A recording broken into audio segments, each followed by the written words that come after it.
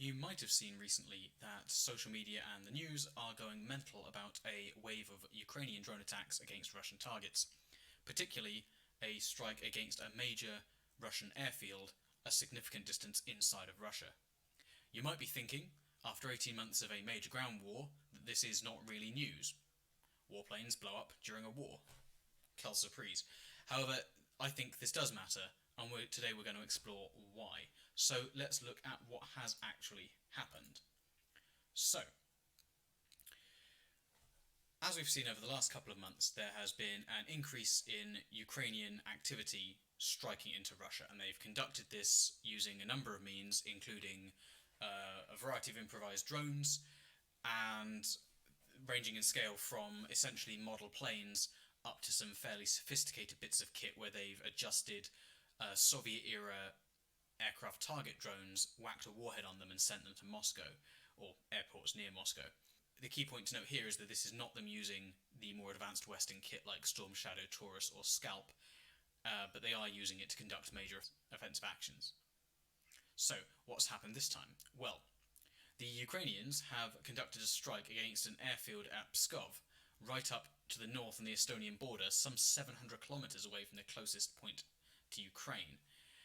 In this attack, it looks like they've knocked out at least two IL-76s, with significant damage to a further two airframes. So, as you can see here, we've got a picture of one of the IL-76s from Pskov Air Base burning on the tarmac, and you can see that fire appears to be centred around the centre top of the fuselage. We can then see a thermal imaging satellite picture, which purports to show the moment of impact of an attack against that airframe.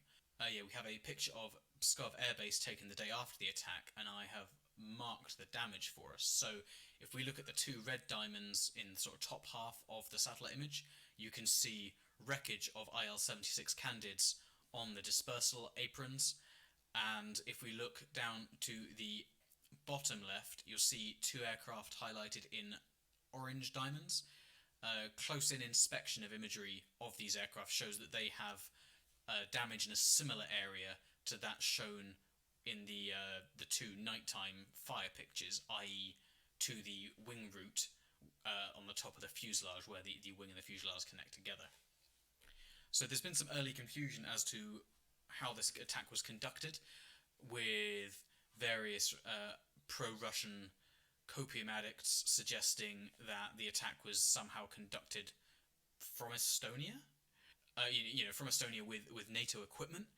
And I think this really demonstrates the Russian chauvinism towards Ukraine, in that Ukraine is simultaneously incapable of launching a major attack 700k into Russia, but also that same weak, pathetic Ukraine is unable to defend itself after 18 months. Yeah, it really demonstrates the doublethink that's necessary to take on a lot of the pro-Russian positions being bandied around the internet.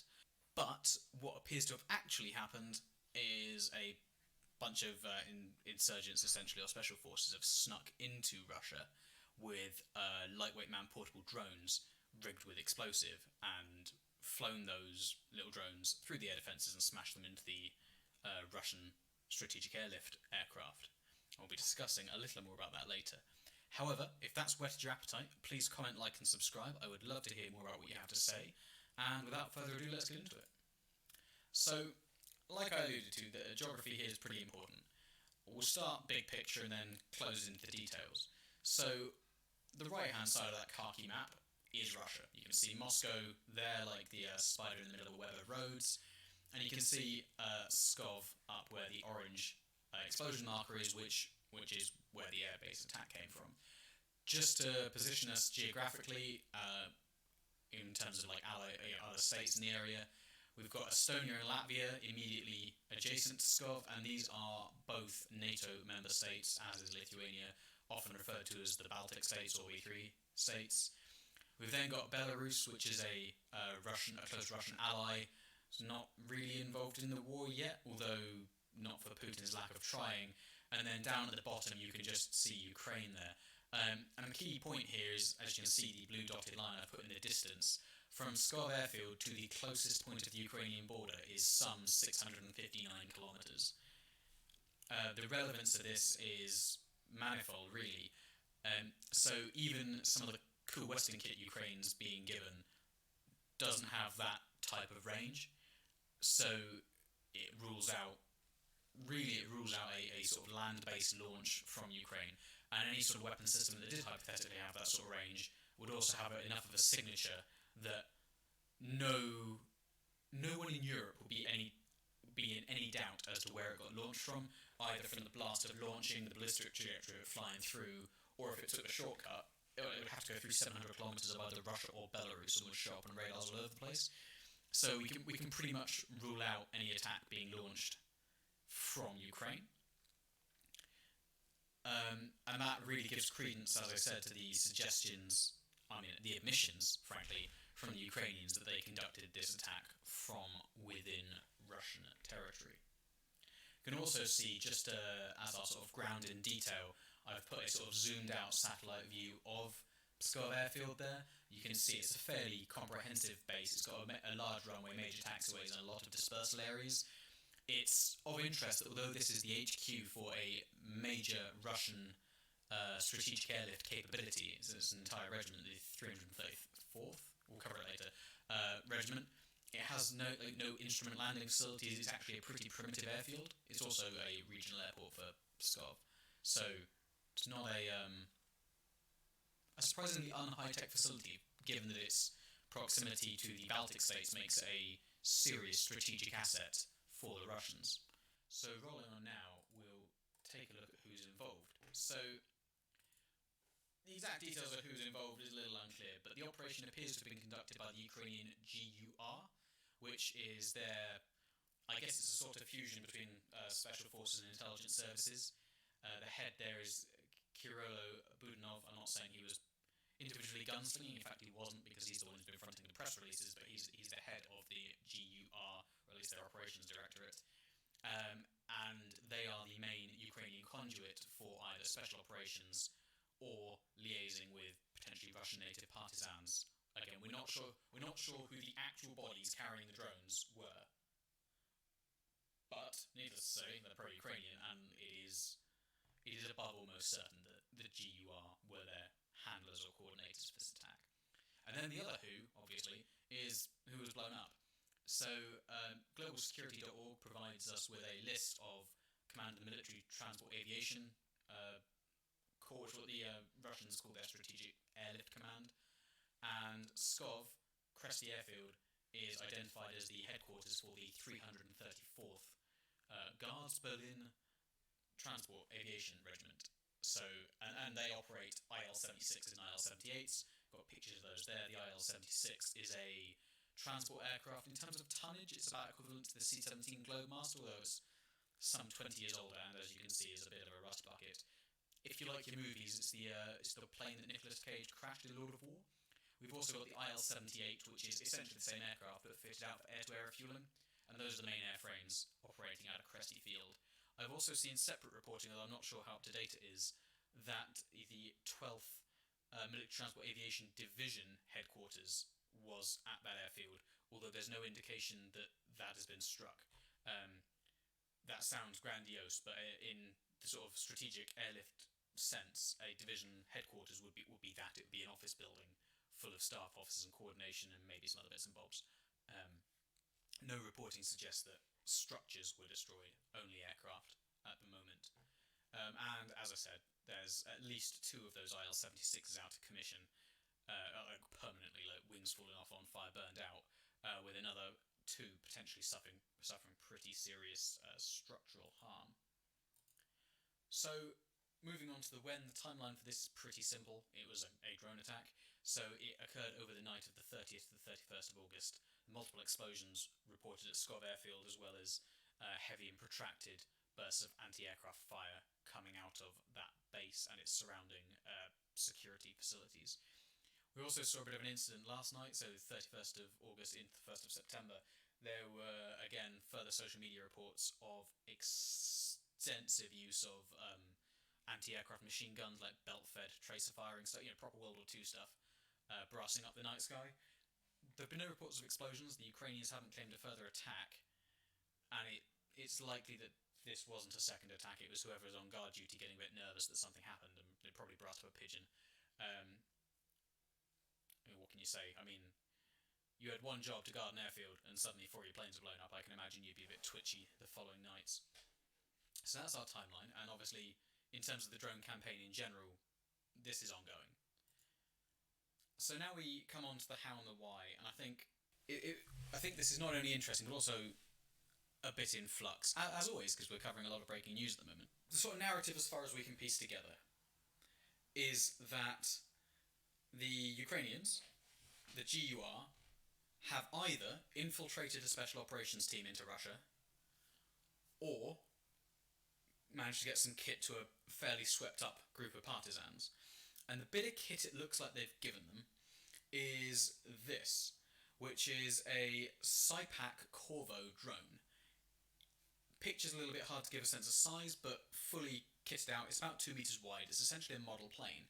Its main structural elements are waxed cardboard. It's got a small motor, electric motor, a battery. It can carry about 3 kilos of explosive. It's got a speed of about 35 miles an hour and a range of about 70 miles. So what this means, essentially, is that a multi-million dollar massive transport aircraft has potentially been knocked out by, well, a toy? Not even a toy. Like any scale aviation modeler will be appalled to have that on their desk. But we're currently using it as a fairly major strategic weapon. So these have been launched from, I don't know, the back of a Hilux. They're launched by like a lightweight man-portable catapult thing, so nothing particularly heavy on the infrastructure there. So those have been yeeted into the sky somewhere within 70 miles of Skov Airfield, and they've flown along at bird speed, and therefore probably been indistinguishable from either the ground or just general nocturnal activity. They also, being made of cardboard, are, I'm not going to say invisible to radar, but their radar cross-section is exceptionally small, given that the only thing in there is a warhead, about the size of a bag of sugar, a small electric motor that you can see sticking out the front there, so a tiny little thing, and assumedly a reasonable battery wedged in there somewhere to make it move. You can imagine, though, compared to the sort of, even like an off-the-shelf quadcopter is going to have like more metallic and reflective components than this. It's massively smaller radar signature even than a fairly lightweight shoulder-launched missile. It's got a range of 70 odd miles. So those have flown along, and they've then smashed them nose first into a bunch of Candids sitting out in their dispersal areas. So you're probably in a pretty sensible place to be considering what is 3 kilos of explosive going to do to an aircraft. If we recall back to the shape of the Candid, they've got their wings on top of the fuselage, a bit like the Hercules or the C-17, if you're more into your Western aviation. And there's a hump, essentially, where the wings and the fuselage connect together on the top and the centre. That is also a fuel tank that, depending on which source you read, can carry well over 50 tons of fuel. A very sensible place to put a fuel tank if you're landing a plane on, rough surfaces. A lot of military transport aircraft have their tanks up top, which is fine, that's normal. It's also a very tempting target for you to whack 3 kilos of explosive into. So what I reckon we've seen happen here, and it explains the discrepancy in the damage we've seen, is that 2 of those Candids were, if not fully fueled, had a fair wedge of fuel in them. These little Corvos have gone whizzing into the top, blown through the hull, and ignited the fuel. And then the fuel content of the aircraft has been what actually has destroyed the airframe and rendered it. I mean, you saw the satellite picture earlier. There's literally just a black scorch mark with like the outline of some wings left on the tarmac. You're not flying those. And then what I reckon's happened with the other 2 that have been hit is that they've essentially, the Corvo's gone in and detonated, and either just not ignited the fuel or the aircraft wasn't fueled in the first place, and that's then meant there's been a secondary explosion to actually destroy the airframe. That said, there's more than one type of destruction, and because of the sort of complicated mechanical components holding the plane together around that wing root, around that fuel tank bulge, even those planes with the lighter damage might well not be in flying condition for quite some time. So that's the sort of how. And then there's the why. So we can think of this in a few ways. So firstly, I have seen some reporting, and it may be only temporary and it's not fully confirmed yet, that the Russians have evacuated Kresty Airfield, so Scott Airport, as a result of this attack. It's clearly within range, and where one bunch of drones can fly, another bunch of drones can fly. So the air wing has been evacuated, and this has a few effects. Firstly, you've got the morale effect, pushing forward a pretty serious effort to keep its citizens isolated from this war. Understandably so. They even call it a special military operation and refuse to let it be referred to as a war. So from the Ukrainian perspective, there's a definite desire, you can even say need, to bring the nature of this war home to Russians. And given that the land conflict is is entirely happening on Ukrainian soil, we see concerted efforts to sponsor insurgents, like at Belgorod, to throw drones at Moscow, they've knocked out a couple of supersonic bombers at airfields near Moscow, and now they're hitting strategic airlift, and they've also hit the Kerch Bridge. And all of these have very real effects on sort of proving to the Russians that they can't just sit around driving the car around Pskov or Moscow. Like, anywhere in Russia with military infrastructure is open to attack. And I think that's an important morale point. Like, morale wins wars. Ultimately, in some cases, simply more than kit. So we've then also got the more tangible military purposes. So we can start first with the logistics. So I've got a map here that I've brought back from my Kerch Bridge video, showing the railway network around the Sea of Azov, which is, so you see the bottom left there is Crimea, bottom right is sort of mainland Russia, and the top edge is roughly the bits of stolen Ukraine. The exact location of the border kind of doesn't matter for this purpose. But the point you can see here, though, is that there is a gap circled in blue between the Russian railway network and the Ukrainian railway network. Now, this may have been bridged, we're not entirely sure, but it really illustrates that there is very little linear communication running from Russia into Ukraine. Now, this is important, now we're talking about aviation, because, within range of Ukraine's more advanced weapons now, and as the Ukrainian advance pushes forward, that railway network and the very limited road network that accompanies it is going to be increasingly become in range of conventional Ukrainian weapons, which narrows down their ability to supply both Crimea and the entire Russian front line. So, why does this matter for air power? Well, if you can't move your stuff by trains, you can't move them by trucks because, firstly, there's not many roads, and secondly, the Russian truck fleet is dire. Your remaining avenue of urgent mass strategic mobility is aviation, and a significant strategic airlift capability has been, 4 airframes are probably not operationally functional at the moment, 2 permanently, and the entire aviation regiment has buggered off, bravely run away. So this means that any sort of theatre level mobility that those aircraft could provide is now significantly reduced. And this may have impact on the ongoing Ukrainian counter-offensive, in that if and when they do decide to commit their main meat of their fighting power, Challengers, Leopards, rolling towards the sea, how the Russians going to reinforce their troops in front of them if their rail and road is within artillery range and they've got no airlift. We've also then got slightly less operational, more strategic focus as well, in that if Ukraine keeps conducting insurgent attacks, and this is where it's important that the Ukrainians have admitted that they've got boots on the ground in Russia launching these attacks, the Russians are going to need to commit greater forces, either military or police, to securing their strategic locations throughout the country.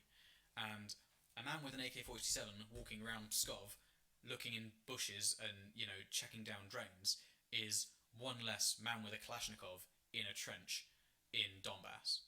So this also has a material effect in stretching Russia thin. And I know if you look on Wikipedia, you'll see that Russia's got 2 million men under arms, including their reserves and all this, that and the other. But you must remember at all times that Russia is the largest it's the largest landmass on Earth. It is a vast country with humongous land borders. And yes, the Russian main effort is Ukraine.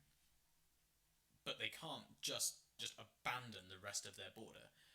So that's sort of the how and the why, and I think that brings us neatly on to a bit of a conclusion.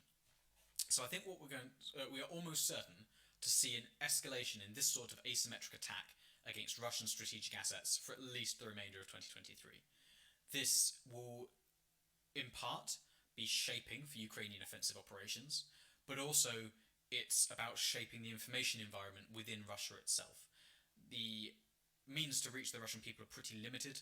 The Kremlin has a vice-like grip on media throughout Russia, and, if anyone dissents, you can always yeet them out of a window or give them some radioactive tea. What Putin can't stop is people literally seeing places hundreds of miles behind the front line going up in smoke. And that will have a morale effect. We're also highly likely to see Russian forces allocating a great portion of their forces and their equipment to defend strategic assets. And this has further importance that Russia is very constrained in its access to high-tech equipment. And these drones, the fact they're a couple of $1,000 a piece, made of cardboard, makes them actually... It's a sort of perverse imbalance that the cheaper and more rustic these drones are, the more sophisticated the equipment you need to detect them is, because they have a smaller radar cross-section, and the more advanced missiles you need to shoot them down, unless they get within gun range. But all of this is kit that you can't then put into the theatre, and it's equipment that you then can't have as your air defence system around the Surovikin line, or the port of Sevastopol, or anything else. It's another piece of high-tech equipment that is not preventing the Ukrainians killing something in theatre. So again, it's just attritionally draining manpower. And then also, we're highly likely to see a knock-on impact of this in, Russia's theatre-level mobility, and therefore a corresponding decrease in their combat effectiveness on the defensive, or the offensive, if they ever manage to see that initiative back. But if I'm honest with you, I think the time for Russian major offensive action was... Or frankly, I think it was gone about 2 months after they started. And I don't think it's coming back. So, in conclusion, that's me. I hope you found it interesting. I would love to hear your comments down below. I'd very much like you to like and subscribe, so I can keep putting out content like this. Let me know what you think. You can also, if you want to find me anywhere else, you can search 5WHPod on Twitter, Instagram, or Facebook. If YouTube comments are a bit, not your thing, or whatever, I'd love to see you there. There are some shit memes occasionally. It might be fun. See you all.